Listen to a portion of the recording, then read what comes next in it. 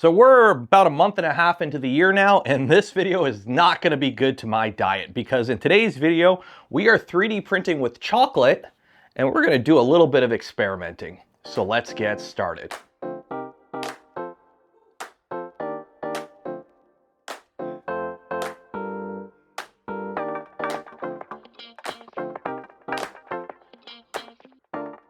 So first things first, what are we doing? Well, this is the Cocoa Press. It is a 3D printer kit designed from the ground up to 3D print chocolate. That is all it's designed to do. This isn't a mod for an existing printer. This is a purpose-designed 3D printer for chocolate.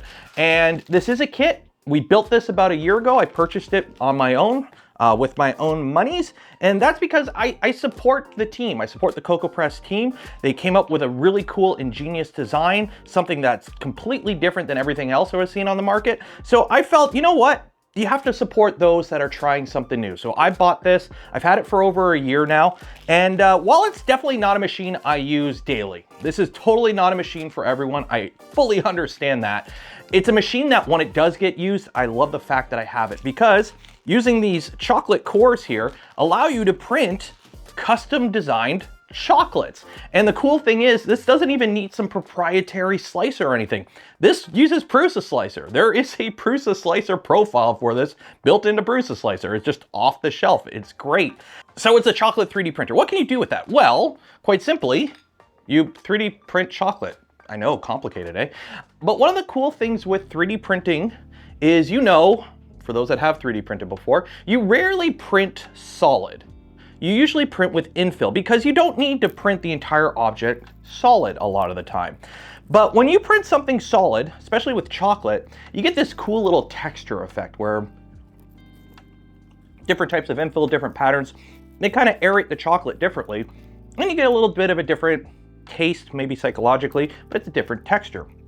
But another cool thing with printing with infill is it leaves voids in your chocolate print. So what if we fill those voids with something equally delicious, like some caramel? But before we get too far, it is winter, it is a little chilly, so let's start things off with a hot cocoa bomb. What do you say?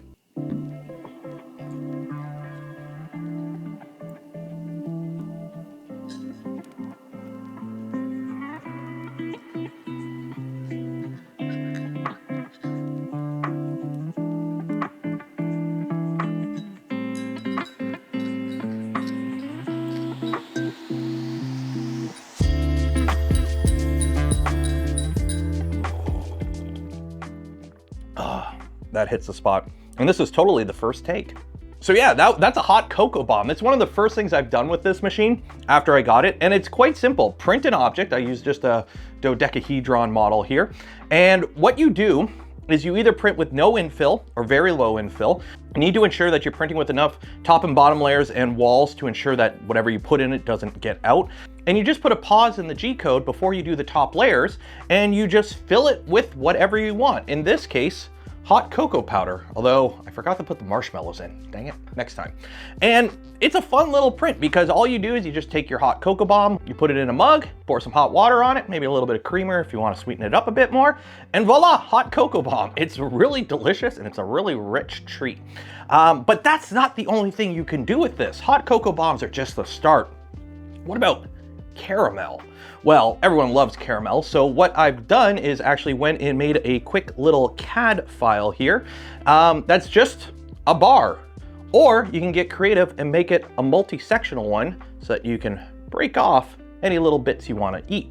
And again, you just do a pause before you do the top layer, no infill, and you fill it with your caramel. Or you can get creative, use something like coconut, or like right here, I use some Score toffee bits, and you can see here how it looks before we do the top layer and then after the top layer. And I'm gonna try avoiding eating all these while I film because otherwise I'm really gonna have to hit the gym after this video. So yeah, you can get pretty creative with the stuff you put in these chocolates. I've even made some DIY Reese's Pieces. Yes, I know Reese's Pieces aren't actually filled with peanut butter. It's like a dried peanut powder mixed with probably a ton of sugar. But I went ahead and just, you know, printed a cylinder and filled it with peanut butter and made my own DIY Reese's Pieces. Now, you do have to be careful. I do do usually avoid doing peanut butter on here just because I don't want to cross-contaminate this machine, just in case I do end up printing something for somebody who might be allergenic to peanut butter. So this is a food thing. You have to be aware of all the hazards that come with making foods for people. So beware of allergies and whatnot and keep it clean. Everything that does touch food on this machine is food grade.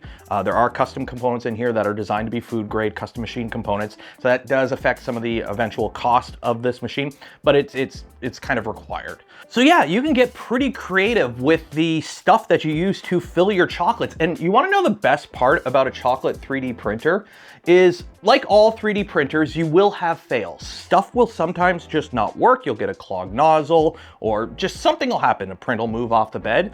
But at least compared to a traditional corn plastic printer, when you have a failed Benchy, you just have a bunch of plastic just sitting on the bed.